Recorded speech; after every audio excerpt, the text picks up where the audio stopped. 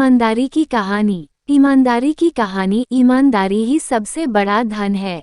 मुरारी लाल अपने गांव के सबसे बड़े चोरों में से एक था। मुरारी रोजाना जेब में चाकू डालकर रात को लोगों के घर में चोरी करने जाता। पेशे से चोर था, लेकिन हर इंसान चाहता है कि उसका बेटा अच्छे स्कूल में पढ़ाई करे, तो यही सोचकर बेटे का एडमिशन एक अच्छे पब्लिक स्कूल में करा दिया था। मुरारी का बेटा पढ़ाई में बहुत होशियार था, लेकिन पैसे के अभाव में 12वीं कक्षा के बाद नहीं पढ़ पाया। अब कई जगह नौकरी के लिए भी अप्लाई किया, लेकिन कोई उसे नौकरी पर नहीं रखता था। एक तो चोर का बेटा, ऊपर से केवल 12वीं पास, तो कोई नौकरी पर नहीं रखता था। अब बेचारा बेरोजगार की तरह ही दिन रात घर पर ही पड़ा रहता। मुरारी को बेटे की चिंता हुई, तो सोचा कि क्यों ना इसे भी अपना काम ही सिखाया जाए। जैसे मैंने चोरी कर करके अपना गुजारा किया, वैसे ये भी कर लेगा। यही सोचकर मुरारी एक दिन बेटे को अपने साथ लेकर गया। रात का समय था, दोनों चुपके चुपके एक इमारत में पहुंचे। इमारत में कई कमरे थे, सभी कमरों में रोशनी थी। देखकर लग रहा था कि किसी अमीर इंसान की हवेली है।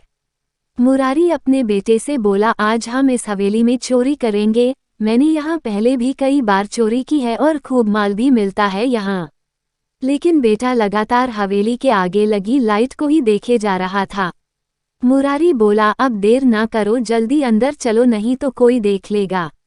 लेकिन बेटा अभी भी हवेली की रोशनी को निहार रहा था और वो करुण स्वर में बोला, पिताजी मैं चोरी नहीं कर सकता।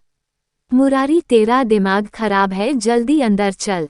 बेटा, पिताजी जिसके यहाँ से हमने कई बार चोरी की है, देखिए आज भी उसकी हवेली में रोशनी है और हमारे घर में आज भी अंधकार है।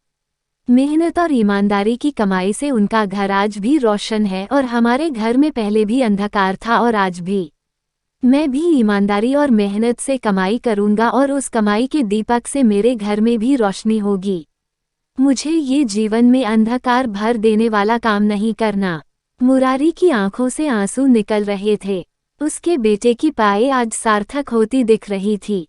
मित्रों, बेईमानी और चोरी से इंसान क्षण भर तो सुखी रह सकता है, लेकिन उसके जीवन में हमेशा के लिए पाप और अंधकार भर जाता है।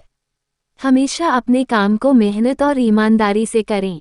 बेईमानी की कमाई से बने पकवान भी ईमानदारी की सूखी रोटी के आगे फीके हैं। कुछ ऐसा काम करें कि आप समाज में सर उठा के चल सकें।